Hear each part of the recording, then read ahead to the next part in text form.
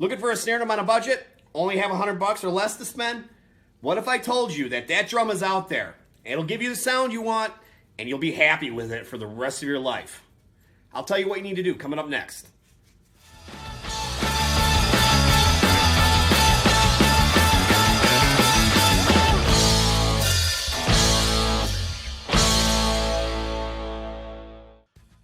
All right. What is up, you guys? How's everybody doing today? All right, so I see a lot of messages on message boards and stuff, about, Facebook groups and things of that nature about younger drummers or newer drummers. They want to upgrade their snare drum, and of course they want to do it on a budget. Well, I'll tell you what, the best way to upgrade your snare drum on a budget is to buy used, and is actually to buy one particular kind of snare drum, and that is chances are if you came up through the public school band program in the 70s or 80s, you had one of these at some point, and it's the Blue Olive Acrolite. In my opinion, this is literally the greatest snare drum ever made. Let's look at it this way. You have two kinds of cars. You have your high-end sports car, right? All right, so that it'd be like a Porsche, and your drum equivalent to that would be like a DW Artist series or something like that. And then you have your Toyota Corolla. This is a Corolla, man. It's going to get you where you need to go, and it's going to be reliable, and it's going to do everything you need it to do. Give you a little history on this particular drum. Ludwig introduced it in 1963 as a student model, and basically what it is, it's the same type of shell. It's the same Ludwig shell as the Superphonic. All right. I don't know if you can see it, but that would be this guy here. But the main difference being is there's no chrome plating, so it's an anodized finish. There's 2 less lugs, so instead of 10, it has 8. And the lugs are actually different. The Superphonic has the Imperial-style lugs. This has the bow tie. So, it came out in 63 with the prototype. They call it an orange peel. I'm still looking for one. If somebody has one out there and you want to sell, contact me because I'll probably buy it. So it had it had an orange peel finish, like almost like a stucco, like what you see on drywall. It's kind of like rough. And it had aluminum rims, and they kind of discontinued that because the aluminum rims just wouldn't hold up. So. In the I don't know, it's probably 64 or 65. They got rid of the aluminum rims. So I have a few different Acrolites. I've had over the years. I've owned several. I'll buy one if I see one for $100. I'm gonna snag it. All right, because I know I can always resell it and make a profit. Now, if you're patient, okay, you will find a Blue Olive Acrolite for $100 or even less. This one, I think I paid $50 or $60 for at a garage sale. It's a great drum, right? This one back here. This is a Keystone badge. Okay, so this is a 66. The Blue Olive I just showed you is like a 79 or an 80. These Keystone badges are a little more rare. The Blue Olive in the 70s and the 80s, Ludwig turned out, I don't know, man, thousands upon thousands of them. And it's like the Federal Reserve prints money now. It's literally driving. They drove down the value of their own drum because there's so many of them out there. But this guy, on the other hand, but I'll get to that point later. I was going to talk about the reissues, but.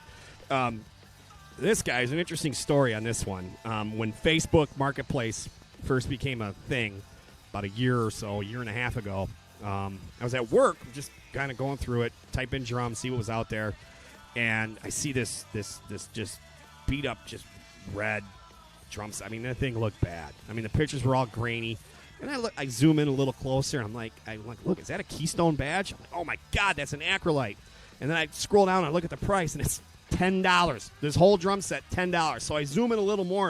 I'm like, I wonder what kind of drums those are. And they were like this ugly red color. So I zoom in, and I'm like, oh my God, those are Rogers drums. So I immediately sent the woman a message. I'm like, don't sell that drum set. I can't pick it up tomorrow night. You know, I got to work. I got to teach. I'll give you $100. So I went down, drove down, picked it up. She's like, are you sure? I'm like, oh, yeah, I'm sure. You know, really, I probably should have given her more. But, you know, such is life. Do your research before you sell something. I was nice giving her $100 when she really only wanted 10. I mean, she thought I was the greatest thing in the world. Meanwhile, I'm like, hey, yeah, I got you, sucker. So anyways, in the mid-'80s, they changed them again. They came out with a powder-coated version. So this is it. I just bought this one a couple weeks ago. It needs some work. I'm gonna restore it. A couple of the lugs, the screws were broke, so I got some replacement lugs. I'm gonna replace them and, you know, fix it up, clean it up a little bit. And I've actually heard guys say, I've never owned one. This is the first powder coated one I've ever owned. And I've heard some guys say that they think they choke off the sound. So I'm gonna do like an A/B test with same heads, same wires, and just see if there really is a difference in sound. Of course, and then in 94, I don't own one, but in 94, they changed the finish again to a black powder-coated. So it's like this, but and they changed the badge to the black and white rocker badge. Those, I don't see as many of those around. I'm looking for one because I'd like to get one from every era, and I'm not seeing one of those around. You know, I'm sure they're out there, and like I said, I'm not going to pay more than $100 for one. So one of these days I'll stumble across them. So what do these things sound like? All right, in my opinion, they're a little easier to control than the Superphonic. The Superphonic is a very, very bright, ringy snare. You almost have to use some moon gel on a Supra.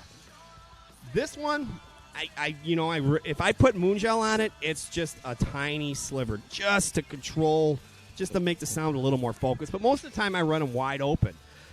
If you get decent heads and decent wires and slap them on one of these things, and it sounds bad, it's not the drum, dude. It's you. It's either the way you're playing or you don't know how to tune drums, because there's no reason why this drum should sound bad. I'll give you a little sample right now. So this is the Blue Olive badge.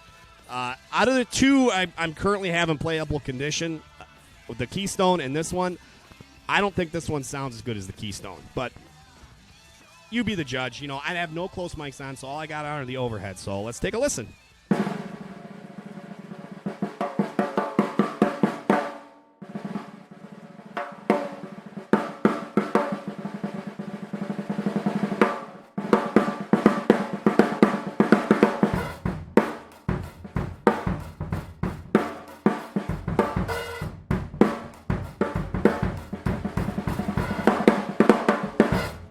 And that was actually popping off the stand right there. So, all right. So that's the Blue Olive. This is 79-ish or 80. 203. So that it puts it around, 1979 or 1980, right around that time frame. So this is my prize right here. This is a 66. The one I got, the lady was selling for $10. If you get into buying vintage drums, sooner or later everybody's got one of those stories, and so far that's mine. All right, so this is the 66. This is the Keystone,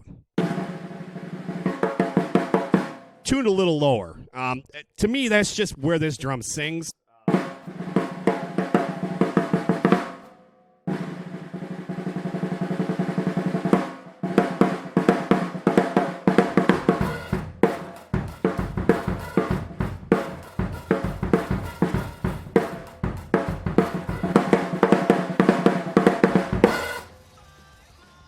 All right, so,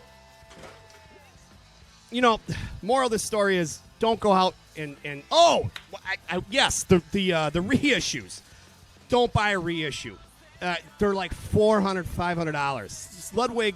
Ludwig at some point, like a few years ago, they're like, hey, everybody loves these Acrolites, we should reissue one, and we'll call it a collector's edition or something.